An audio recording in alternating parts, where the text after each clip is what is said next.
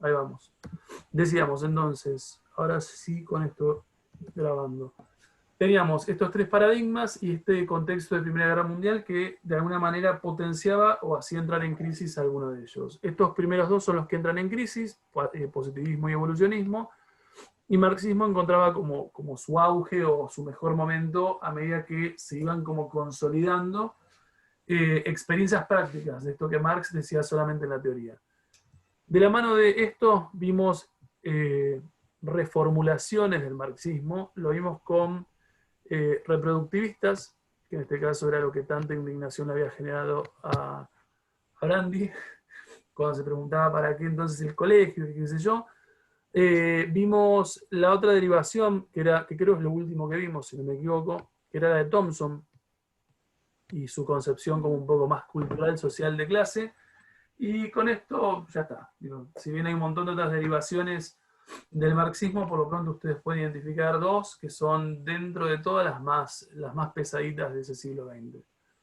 Lo que yo les pedí es que buscaran aspectos o planteos que tenía algo que se llama Escuela Francesa de Annales, tiene un nombre muy desafortunado, pero bueno, es el nombre que tiene. Y en realidad, en esto, siempre una cosa que también hacía Tiago y que me lo planteó y me parece estaba bueno, en la medida que iba pasando los paradigmas, lo que intentaba ver era si alguna de las cosas que uno decía como se conectaban con lo que era su tema. Estamos, un poco ese es el ejercicio que ustedes tienen que hacer, intentar ver si algo de lo que uno va diciendo de algunos de estos enfoques los impacta. Vamos, o sea, dicen, para esto podría ser. Esta escuela francesa en realidad lo que tiene es muchos aspectos que para nosotros hoy en un 2020 son muy, muy obvios, pero que en realidad son una construcción, es decir, existe un momento histórico concreto en ese siglo XX en el que uno puede identificar el momento en donde surgen esos planteos y que nosotros muchos años después tenemos como naturalizado. Varios, pero varios de los planteos de esta escuela en realidad son muy aplicables a varios de los trabajos de ustedes. Estamos varios de los trabajos de ustedes. ¿Alguien puede buscar qué es la Escuela Francesa de Annales? A ver si podemos sacar un par de ideas. Sí, básicamente lo que Dale. dice... Ay, perdón, Fia. Habla, habla. Bueno, yo básicamente lo que investigué de la escuela de análisis, lo que encontré, fue que ellos no se basaban solo en lo que sucedía en la historia, digamos, sino que era como que veían una relación entre lo que había pasado y lo que estaba pasando en el momento. Como que yo lo entendí como una especie de causa-consecuencia, digamos. Igualmente encontré después un texto como que lo criticaba o algo así, y, y ahora no lo encuentro bien puntualmente, pero como que lo criticaba esto de entender a todo como una causa o consecuencia. Pero lo que planteaba, o lo que yo encontré era eso, o sea, como que revisa no revisa solo la historia, sino que revisa distintos factores que están dentro de la historia, la política, la economía. O Sí. sea, critica el modelo, más que nada, no sé si pronuncia así, pero holista o holista, que es como causa-consecuencia, o sea, A lleva a B y no tiene variables, así que eso es lo que criticaba y después, por ejemplo, también criticaba Ya te muteaste. Te muteaste, tal Se cual. cortó el audio. También criticaba y ahí quedó. que también criticaba el positivismo Sí. y al empirismo, que decía que el positivismo era como una visión a corto plazo y que por ahí lo que buscaba el positivismo, que si no me equivoco es medio en lo que también le pifió Marx, es que como que decía que los procesos históricos se definían por un momento. Por ejemplo, como que no tomaban en cuenta el proceso y creían que, no sé, por ejemplo, la Primera Guerra Mundial fue porque se murió el archiduque. Y en realidad no fue porque se murió el archiduque, en realidad fue porque tenías 1800 cosas atrás, como que todas esas cosas que no se tenían, no se tomaban en cuenta, se tomaba por ahí la muerte de una persona de alto cargo o una guerra, como que hay muchísimos procesos más abajo, sociales, culturales, hasta hablaba de las emociones, y más que nada se concentraba también en los que son los colectivos, que antes es algo que no se hacía, porque simplemente se concentraban en, no sé, los reyes, o sea, en las minorías, Bien. y nada, como ampliar el espectro de de la historia, del estudio. Bien, voy a poner Va los a ser como- colectivos, perdón, voy a poner los colectivos, pero estoy seguro que más de un par están pensando en qué son los colectivos. Sí, estamos de acuerdo. Eso es un enfoque que nunca le presté atención, pero esta parte de los colectivos me parece que es muy, muy útil. Sí, ¿quién iba a hablar? Agos. No, que era un enfoque más global y completo de la época en la que pasaban las cosas. Y sí, como decían los chicos, no era solamente, bueno, la muerte de tal persona, sino todo lo que conlleva eso como el socioeconómico, más que nada. Claro, intentaba orientar como la construcción del problema, entendiendo por qué pasó, y que eso era progresivamente, que es lo que decía Claro. Fiamma.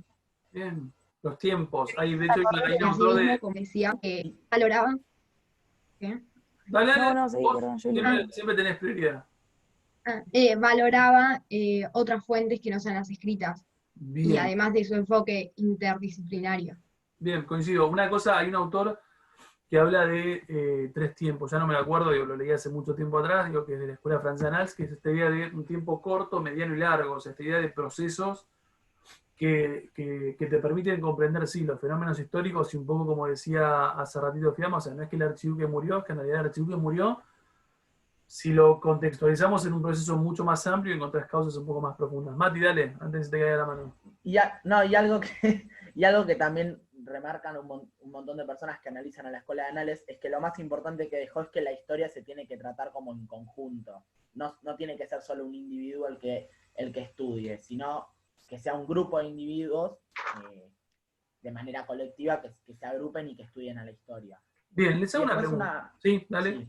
Dale. Y una frase que me llamó, que justo encontré, es que decía que, bueno, Bloch y Febre, que son como personas Los grosos. pertenecientes a esto, claro, decían que hay que comprender el pasado por el presente y el presente por el pasado.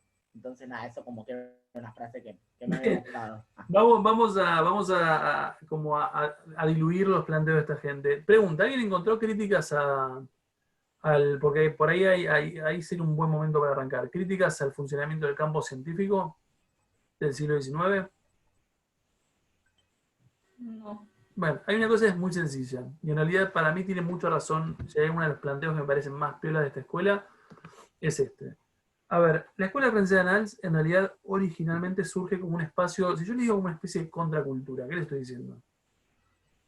Algo que va en contra de lo establecido. Bien, ahí está, surge como No es hegemónico. exactamente, surge como un conjunto de pibes, o sea, en este caso son pibes, Marc Bloch y Febre son pibes cuando empiezan con esto, y para la década del 30 los tipos se escriben desde las periferias del campo científico, ¿estamos? O sea, no están adentro. ¿Qué es lo que dicen? Los chabones lo que ven de ese campo científico es que en realidad es profundamente elitista. ¿Qué sería que sea profundamente elitista? Solo para unos pocos. Solo O por sea, unos que no tiene pocos. que ser ¿Y para por qué te otros. parece que el campo científico puede ser solamente para unos pocos? Primero por la educación Claro. y segundo porque claramente es lo que conviene. O sea, no te conviene que toda la gente sepa de las cosas. Bien, pero en realidad estaba haciendo Que cine tampoco la sabe en realidad. Ese es el tema, no tiene acceso. de acceso. Y además, para pertenecer a un campo científico tenés que tener alguna certificación. Totalmente. Ojo, igualmente eso va a ser siempre, ¿eh? O sea, eso no se va a modificar, porque obviamente vos lo que querés es jerarquizar tu profesión, o sea, si no te lo puede hacer cualquiera, ¿no? Lo que sí van a notar, que me parece que es lo más importante de esta escuela, es que en realidad el campo de estudio, o sea, el campo científico de las ciencias sociales, es profundamente elitista desde el punto de vista del vocabulario. Lo que dicen estos tipos es, no hay forma de que la gente común y corriente entienda lo que vos estás diciendo. O sea, Marx, Comte, Taine, no sé, los que quieran, Le Bon, un montón de tipos del siglo XIX, se rompen la cabeza debatiendo cosas que la gente común no entiende. Es verdad, sí. Pero que no entiende porque en realidad, a ver, porque el lenguaje que utilizan es sumamente complejo. A ver, yo en algún momento tuve que leer para historiografía, allá cuando cursaba en UBA, los 3 tomos de Historia de Belgrano y la Independencia Argentina de Mitre, y son un palazo en la cabeza. O sea, no hay forma que vos digas, che, tengo ganas de aprender de historia y digas, voy a leer Mitre. No pasa, o sea, porque en realidad es un lenguaje muy formal, muy alejado de lo cotidiano, Entonces, un poco lo que dicen estos muchachos es, che, el campo científico de las ciencias sociales en realidad es como que te habla desde allá. Vamos, te habla desde allá y en realidad vos, que sos un tipo común y corriente, no tenés forma jamás de entender lo que dicen. Porque es como diferentes autores que se van como lamiendo entre ellos sin ningún tipo de contacto con la gente común y corriente. Entonces, el primer elemento que ellos dicen, y me parece que es un elemento fundamental, es la idea de difusión.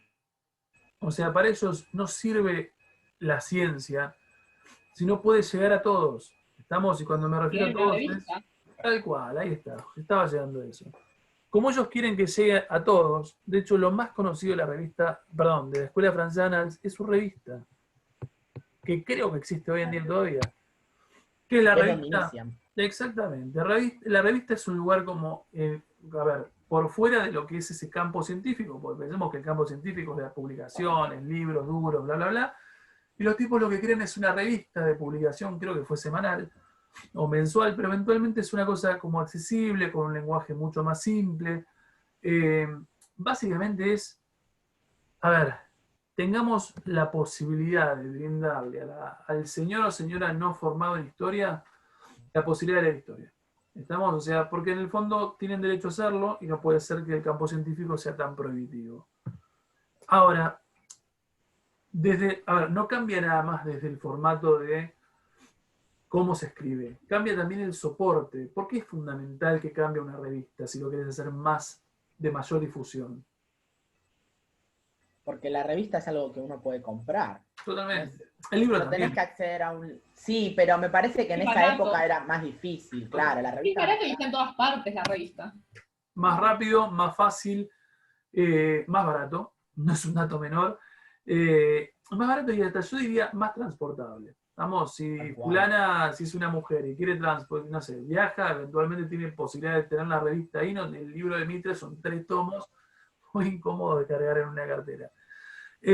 Sí, Gatoni, ¿estabas por decir algo? No, bien, nada, pensé que sí. Bien, entonces, la primera cosa que tenemos que entender es que entonces la Escuela Francesa Annals es una reacción a ese funcionamiento de ese campo científico que se formó 50, 60, 70 años antes que ellos existan. Segunda cosa que me parece fundamental, y que un poco lo dijeron ustedes. El otro elemento, a ver, perdón, antes de que me vaya el otro elemento, no digo que sea un tipo de la Escuela Francesa Annals, digo, lejos de esto, digo, porque ha pasado mucho tiempo. ¿Quién es a nivel Argentina un tipo en la historia que de repente responde un poco a este tipo de planteo?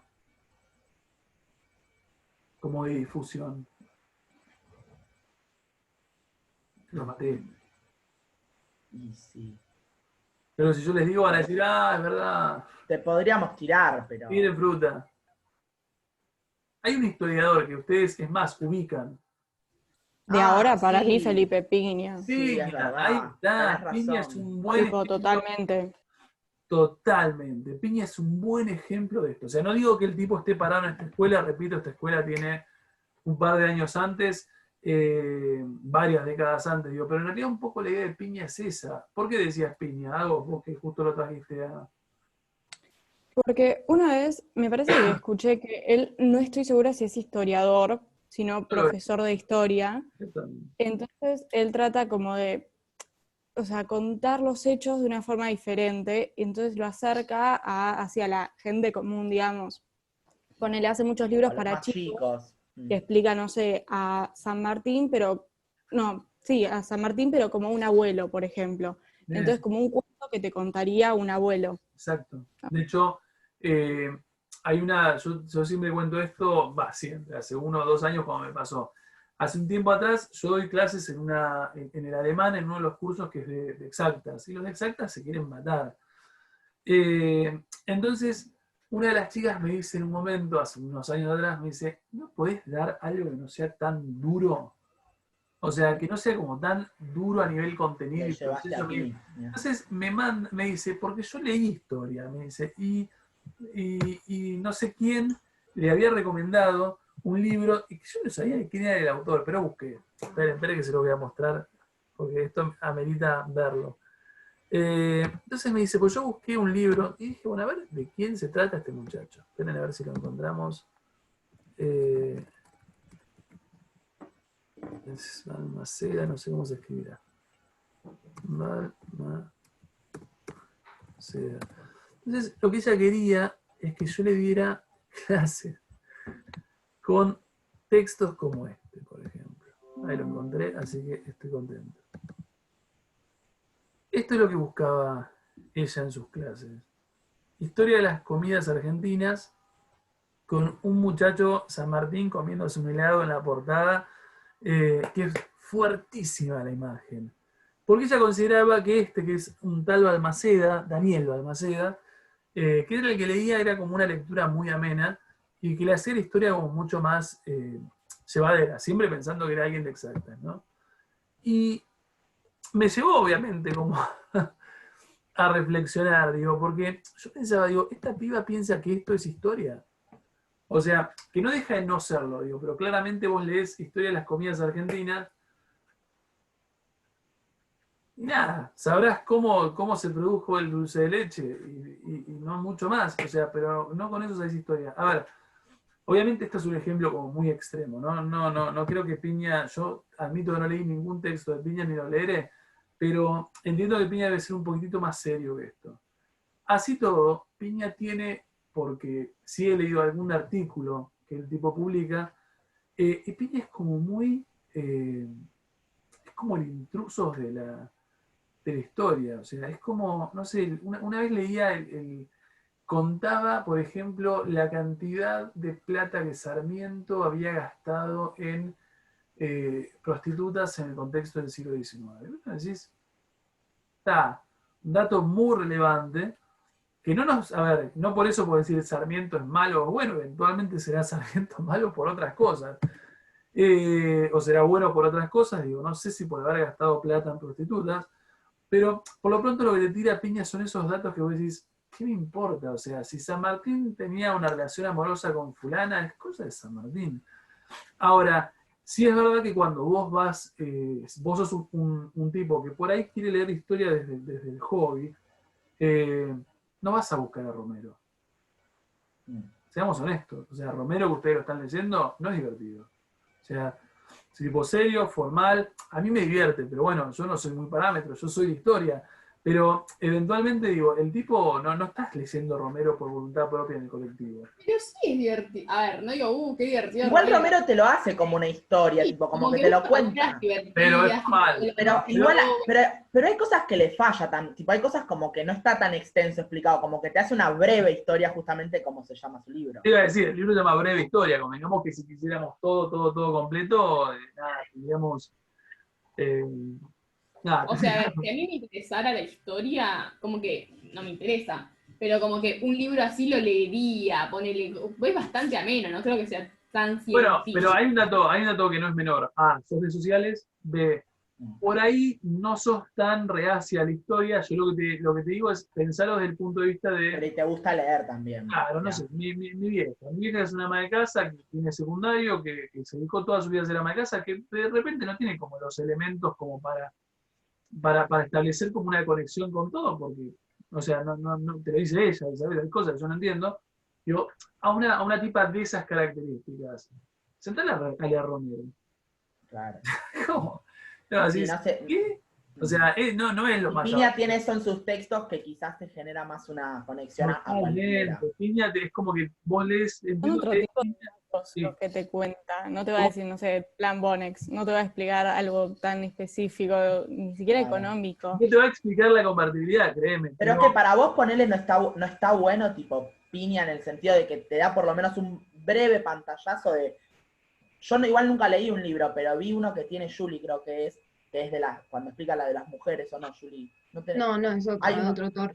Bueno, Pero yo pero hay también uno... que Piña va a otro público, Totalmente. no va a un profesor de historia, un Claro, historiador, va a otro va a la persona común que Sí. pueda entender. Yo la veo a mi mamá leyendo a Piña diciendo que San Martín tuvo un amorío con la Totalmente. prima, qué sé yo, o con alguien Mi así. mamá de hecho lo hace, así que por eso puedo hablar de experiencia con Piña.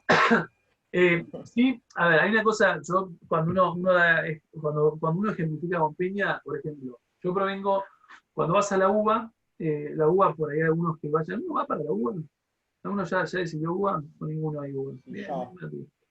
Bien, cuando vas a UBA, igualmente entiendo que en todas las facultades debe pasar algo similar. Vos lo que tenés es como, a veces como 2 o 3 cátedras de la misma materia. Entonces, en esas 2 o 3 cátedras vos tenés la obligación de elegir cuál es el recorrido que vos querés. Y yo siempre digo, a ver, ¿cuándo te das cuenta que Piña académicamente no es respetado? Nosotros cursábamos Historia Argentina 2 con la cátedra A o la cátedra B. La A era histórica, ¿estamos? O sea, era la de siempre, la de los textos clásicos. Y la B era una cátedra relativamente reciente, y esto estoy hablando 2010, no más, 2009, 2008, un tocazo. Y lo que vos descubrías es que había mucha gente de historia, yo era uno de ellos, que no quería, la verdad, no me metía en historia por historia argentina, me metía por otras historias. Entonces, tenías 3 materias de historia argentina y tenías que darlas.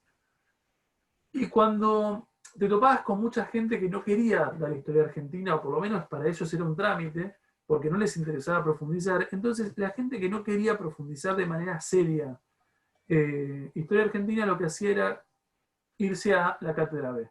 Y la cátedra B, cuando vos mirabas el programa, te encontrabas que la cátedra B tenía una gran cantidad de bibliografía de Piña. Cosa que en realidad ya era como, para el que iba a la cátedra A, era el que va a la cátedra B, es porque nada, no tiene ganas de aprender historia de manera seria, al menos historia argentina. Y eso te lo daba porque leías la bibliografía, decías, dale, están leyendo Piña. O sea, pero bueno, nada, es un poco el tipo de comentario que uno hace cuando empieza a conocer, coincido un poco lo que decía no sé quién hace rato, Piña, uno lo piensa como historiador, pero de repente tengo entendido que el tipo no lo es. Es más, tengo entendido que ni siquiera escribe los textos, que en realidad los escribe otro y que lo único que hace es firmar cuál autor, porque es el nombre reconocido. Una cosa es comprar el libro de Piña, otra cosa es comprar el libro de fulano. Pero bueno, no importa, nos quedamos con eso. Pero se entendió, para que uno no se quede nada más con esta difusión y de revista y empiece como a ver una cosa un poco más como palpable. Lucho, Sí. una pregunta. Dale, todo tuyo.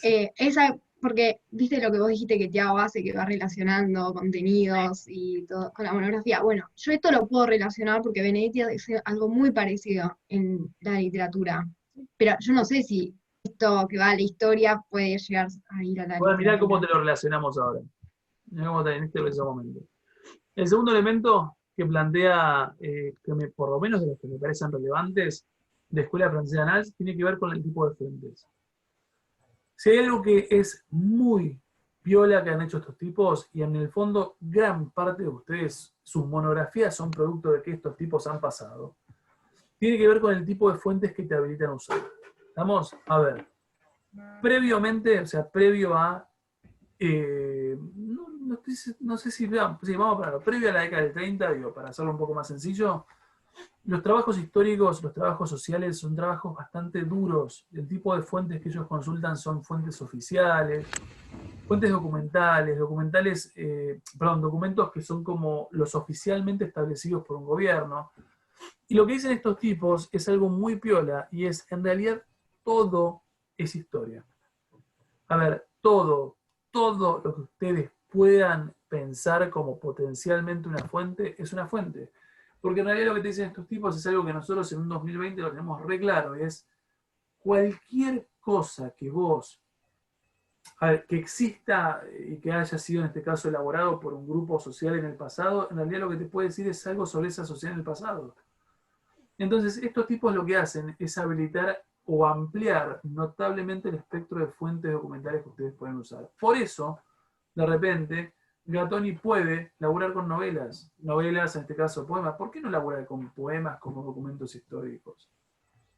¿Podrías?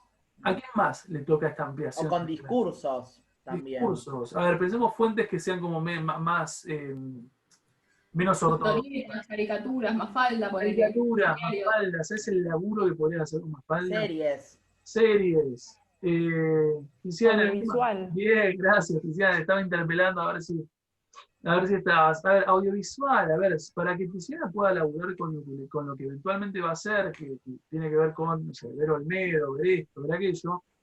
Yo le tengo que haber dicho a Tiziana, che, sí, lo que vos vas a hacer está bien. O sea, porque en el fondo lo que le estoy diciendo a Tiziana es, eso es fuente. ¿Estamos? O sea, es una fuente directa, es una fuente en primera mano. A ver, ampliamos, queremos música. música, ¿estamos? O sea, la música es una fuente. Cuestiones, ¿querés el medallero olímpico? Es una fuente. Y así vamos jugando con un montón de cosas que ustedes dicen, che, pero esto es una fuente, ¿es posible elaborar con esto? Sí. Al punto que uno puede llegar a decir cosas como la que ha dicho hace un tiempo atrás, cuando ejemplificábamos monografía, y te aparecía una de las naranjas diciendo, no, no, me parece muy tonto trabajar con Harry Potter. ¿Por qué? O sea, en realidad es laburar con Harry Potter si tenés los elementos necesarios y una aproximación seria a ese tipo de fuente. ¿Se entiende? Entonces, la idea de todo es historia los toca a un montón de ustedes, porque eventualmente lo que uno se empieza a dar cuenta es que vos tenés una gran cantidad de fuentes que no son de las ortodoxas y que hacen a tu trabajo. ¿Estamos de acuerdo? Ahí llegamos, Juliana, para, para Sí, conectártelo. yo me refería también al lenguaje coloquial, que acá Totalmente. no sé si coloquial, pero no tan académico y que pasa también en la literatura. Sí, con Benedetti. coincido, totalmente. Podrías totalmente como interrelacionarlo. Sí. El último elemento que me interesa. Ah, no, hay dos más que me interesan. Primero, me quedo con esto de los colectivos. ¿Quién dijo lo de los colectivos? No me acuerdo. Mago Sofía más fue, creo. Fiamma, Fiamma. Fiamma. Fiamma. Fiamma, ¿qué serían entonces de estos tipos que se preocupan con un enfoque que prioricen los colectivos? Yo sé Sí, que más de exacto. uno está imaginando un transporte público que está pensando, onda, ¿qué serán los colectivos?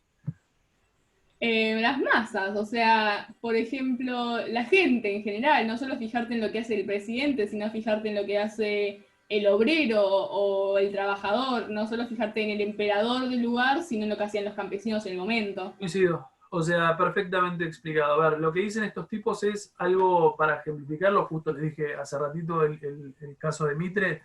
El libro de Mitre se llama Historia de Belgrano y de la Independencia Argentina. ¿Por qué es llamativo? ¿O por qué debería llamar la atención eso? A mí me llama la atención. Porque es un país, no es el Pone a único Belgrano tipo de todo el solamente. país. Porque es un Claro. país. A ver, Mitre hace un laburo que dice Historia de Belgrano y la Independencia Argentina. O sea, para el tipo es súper relevante Belgrano. Como también lo será San Martín. A ver, lo que te dicen estos muchachos, que me parece es uno de los logros más interesantes, es córranse de los grandes personajes de la historia. Porque eventualmente no es Belgrano nada más.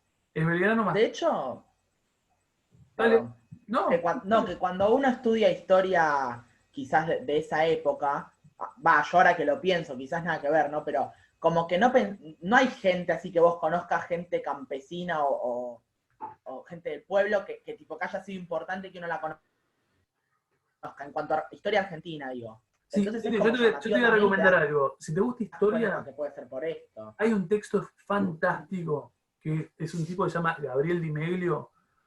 El tipo tiene un libro que se llama Viva el Bajo Pueblo, que es básicamente el mismo recorrido que nosotros tenemos, ¿viste el proceso de independencia? Que todo lo que... Sí. A ver, nosotros conocemos Belgrano, Sarmiento, no, Sarmiento no es, Belgrano, San Martín, Saavedra, Moreno, todos esos tipos que son como de renombre. Bueno, el tipo te cuenta exactamente lo mismo, pero desde abajo. O sea, Claro. mostrándote la participación de las masas criollas de Buenos Aires para explicar lo mismo que nosotros solamente vemos desde grandes personajes. Y está buenísimo. Sí, Fiamma.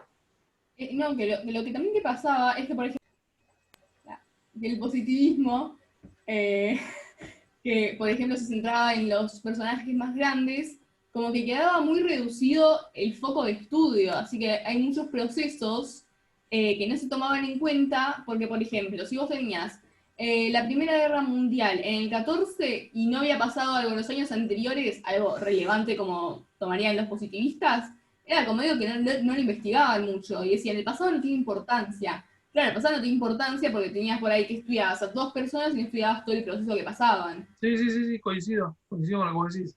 Pero también es verdad que, a ver, también está bueno.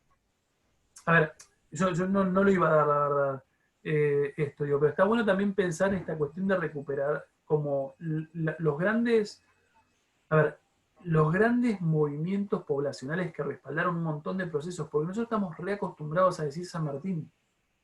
A ver, y sin ir más lejos, digo, San Martín, digo, cruzó con un montón de otros tipos. Tal cual. la cordillera, ¿entendés? O sea, y no lo sé, nunca lo corroboré concretamente, digo, pero todo el mundo o es como medio Vox Populi, y en realidad San Martín cruzó enfermo, por ejemplo, pero no lo sé, la verdad nunca me puse a verlo en serio. Entonces decís, che, en realidad el cruce de los Andes, que uno dice, San Martín y los granaderos, ¿cómo los granaderos los perdés? Están allá, o sea, bueno, punto, granaderos, pero no existe, en realidad los que han cruzado... Pasa es que siempre la historia es así, creo yo. Siempre tenés que tener una cara visible. No digo que esté bien, pero digo, siempre la historia tiene una cara visible y después los demás son como relegados, por así Sí, decirlo. lo cual estaría bueno como legado, ¿no? Digo, estaría bueno como. Por eso te aparecen un montón de textos como este de Imelio, Viva el Bajo Pueblo, lo que está queriendo hacer es decir, Claro. esto que vos hiciste no lo hubieses podido decir si toda esta gente no hubiese estado con vos. Entonces ves un montón de cuestiones o abordajes un poco más globales respecto de participación que te humaniza un poco más el proceso. Es como, no digo. No, Sí. perdón, no, perdón. No, Seguí, seguí. dale. Te interrumpí, perdón. Pero no hay Perdón, nada. dale. Está bueno que lo Ah. hagas. Bueno, yo que también creo que en la historia reciente de Argentina se ve esto, porque damos cuenta de muchos movimientos contraculturales que tienen en la dictadura, y no es solo Videla y todas las militares, sino está el pueblo, qué hacía con el O pueblo, mismo qué con, pasaba y qué con pasó, Perón. Coincido. o con todo. Con todo. Mm. Yo creo que en realidad estamos enfocándonos, digo, esto igualmente es del 30, del 40, digo, pero me parece que estamos enfocándonos en un tipo de abordaje que lo que te hace es mostrar un poco más allá de los grandes nombres. Sí, en ese sentido estoy de acuerdo con Gatoni. O sea, aplica para proceso, aplica para un montón de cosas en realidad. Bien, lo último que me interesa que ustedes vean de esto, que también aplica a varias de sus monografías y que es para nosotros una obviedad absoluta, es el último ítem de acá abajo, que lo escribí como pude, que es a ver, que también tiene que ver con una crítica, a ver, se entronca a una crítica del campo científico de las sociales del siglo XIX y que tiene que ver con la idea de interdisciplinaridad. Es decir, nosotros básicamente lo que dijimos, no sé si lo vieron así o si lo entendieron así cuando lo dijimos, pero nosotros decíamos que en el siglo XIX se profesionalizaban las ciencias. ¿Estamos? O sea, cuando surge el campo científico es porque se profesionaliza algo. El momento de profesionalización coincide con un momento en donde vos delimitas. ¿Estamos? Quiere decir que en realidad vos decís, bueno, hasta acá el primer cuadradito es historia, el otro cuadradito es sociología, el otro geografía, esto es antropología, y presuponés que en realidad son como compartimientos estancos. ¿Estamos? O sea, esto es lo que le corresponde a cada uno. Lo que te dicen estos tipos, y que para nosotros es una obviedad, es, muchachos, en realidad un buen laburo de abordaje social es un abordaje interdisciplinario. Claro. Quiere decir Una que en mezcla. realidad, una mezcla, que en realidad tendrías que poder mezclar aproximaciones por ahí de contenidos. O sea, se me ocurre pensar, es difícil explicar los incas en la parte americana si no saben de geografía, o sea, si no saben dónde están los Andes. Y se me ocurre pensar una interdisciplinariedad pensada desde el punto de vista del método. ¿Vamos? O sea, métodos que por ahí son específicos para cada una de esas ciencias, tranquilamente podrían ser como empleados para otras ciencias. A ver, la interdisciplinaridad para nosotros es obvio. ¿Alguien duda hoy de la cuestión de la interdisciplinaridad? No, porque si no, no tenés. No es que sería algo específico, sino como que no tendría veracidad. Coincido. Es como. Aparte, no podés hablar de política sin hablar de economía y sociedad. Coincido. Sobre todo hay un par de materias sociales que aparte se recontracruzan. Digo, economía, política, economía, historia, bueno, geografía también, sociología, digo, en realidad, de hecho me parece que la lógica de interdisciplinaridad, si ustedes la buscan en su monografía, tiene un montón. Vamos, a ver, literatura e historia, en el caso de Gatoni.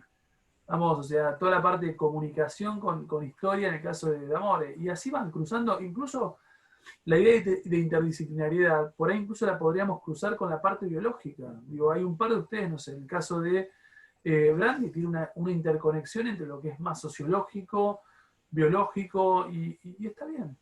O sea, mientras más interdisciplinario sea, me parece que es hasta más rico el laburo. Vamos. A ver, ojalá hubiésemos tenido, para mí al colegio le falta, a los colegios, le faltan como un momento de cruce. O sea, como, no sé, siempre anhelé laburar a la par de Estela y nunca Yo fue. creo que uno lo tiene que hacer, o sea, como que falta eso de que alguien lo haga, porque como que uno lo hace solo. Va, a mí me pasa que yo sí creo que hago como y creo que bastantes de acá como que hacemos un cruce entre materias, pero creo que se debería dar, tipo, como que se debería un poco más, yo coincido. Para mí, por acompañar. ejemplo, siempre quise laburar a la par con Estela, de ella es de literatura y yo de historia, pero no coincidimos nunca. Porque de hecho la tengo creo que en sexto B, pero yo estoy en proyectos y ella está en otra cosa. Entonces, pero imagínate, no sé, hacer un abordaje al estilo lo que está haciendo Gatoni en la monografía. O sea, laburar, no sé, ¿alguien vio Rebelión en la Granja? ¿O leyó Rebelión en la Granja? ¿O 1984? No, bueno, son Y novelas. 1984 lo leímos el año 1984, pasado. sí. Bien, vamos a poner en 1984, en quinto año. Suponete que laburás a la par de historia dando estalinismo. Claro. O sea, Está Bueno, genial. eso no es lo que hizo Osti, porque yo leí la claro, monografía. exactamente. Sí, Está sí, buenísimo. está buenísimo. Pero Osti lo hizo porque ya había leído los 2 libros y la madre, no sé qué, y por eso como llevó el tema. Pero digo, mirá si vos laburarás, o sea, estás acá sentado y decís, bueno, a ver, yo te doy la parte histórica y en paralelo tenés, bueno, en historia, ¿no? La persona que te da, perdón, en literatura te da la persona que te da el libro. Entonces, para vos es como un abordaje mucho más significativo, o sea, para mí es muchísimo más rico. Pero bueno, nada, es una cuestión de elaborarlo a futuro, pero no es del sagrado, es que en realidad de todos los colegios cuesta mucho esta cosa de cuesta mucho como ponerse de acuerdo con el docente, que a veces no lo ves, que a veces no está, que a veces es como medio complicado, pero es un anhelo interesante. Bien, entendemos estos planteos de Escuela Francesa de Annales.